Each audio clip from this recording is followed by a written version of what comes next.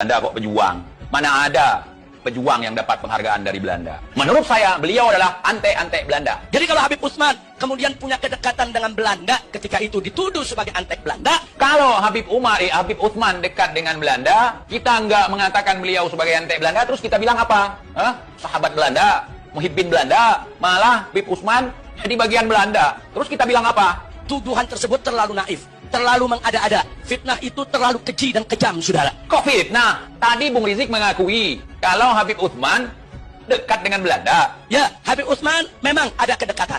Tapi kedekatan itu sebatas beliau ingin menjaga masolihil ummah. Menjaga masolihil ummah bukan dengan bekerja sama dengan musuh, tetapi melakukan perlawanan kepada musuh. Bung Rizik, ente memaksakan sekali. Itu namanya antek-antek penjajah. Dan itu yang dilakukan oleh Mufti Batavia. Iya, sampai beliau mendapatkan lencana, ya, sampai mendapatkan bintang salib singa. Ya, Belanda secara resmi mengakui Habib Utsman sebagai Mufti Batavia. Nah, termasuk Mufti Batavia juga digaji oleh Belanda. Habib Utsman selama menjabat jadi mufti tidak pernah terima gaji dari Belanda. Nah, kemudian saudara, begitu Senok Ugron datang, saudara, Senok Ugron ini yang mengusulkan kepada Belanda untuk menggaji Habib Utsman. Jitnya antum itu kan teman akrabnya Senok Hurgonye, sahabat baik Mufti Batavia, dibayar tiap bulan 100 gulden sama Belanda, sepertujuh gajinya Senok Hurgonye. Nah, ini mesti kita catat. Habib Utsman nggak terima gaji dari Belanda, saudara. Habib Utsman menolak, nggak mau terima gaji dari Belanda. Masa sih?